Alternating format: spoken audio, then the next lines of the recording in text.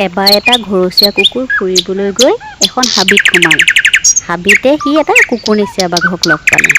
কুকুৰনেচীয়া বাঘটোৱে তাক ক'লে, বন্ধু খবৰ কেনে? মোৰ ভাল খবৰ। বন্ধু বৰ্তমান তুমি কি কৰি আছা? মই মানুহৰ ঘৰত চকীদাৰৰ কাম কৰি আছো। কুকুৰনেচীয়া বাঘটোৱে ক'লে, বন্ধু তোমাৰ চেহেৰা পাতি দেখি মোৰ হিংসাহে লাগিছে। তুমি নিশ্চয় সুখেৰেহে আছা। আমাৰ হে দিনকাল বেয়া। হাবিত খাদ্য অভাৱ হৈছে। কি যে কৰিম ভাবিয়ে পোৱা নাই। তুমি যদি মোক সহায় এটা কৰা, তুমি থকা ঘৰতে মোকো যদি চকীদাৰৰ চাকৰি এটা দিব পাৰিলেহেঁতেন ভাল হ'লহেঁতেন। চাবাচোন ময়ো নিষ্ঠাৰে কাম কৰিম। হ'ব বন্ধু, তুমি মোৰ লগত ব'লা।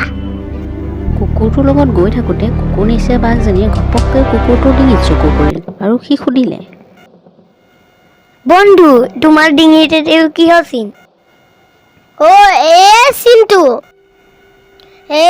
লোহাৰ ঠিকলিৰ চিন। মানুহ ঘৰে দিনত মোক লোহাৰ শিকলিৰে বান্ধি থয়, ৰাতিয়ে খোলে শিকলিডাল। দিনত মই বনহাতে আহাৰ খাব লাগে। কুকুৰৰ কথা শুনি কুকুৰনেচীয়াজনী চিন্তাত পৰিল আৰু তাই কুকুৰটোক ক'লে, তেনে বন্ধু মই হ'লে দাস হ'ব নোৱাৰো। কাৰোবাৰ দাস হৈ থকাতকৈ হাবিত নেখাই থকাই ভাল।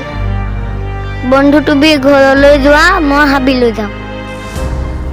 কুকুৰটোক এই কথাষাৰ কৈ কুকুৰনেচীয়াজনী পুনৰ হাবিলৈ গুচি গ'ল। এই সাধুটোৰ পৰা বুজিলোঁ যে পৰাধীনতাতকৈ স্বাধীনতাই শ্ৰেষ্ঠ।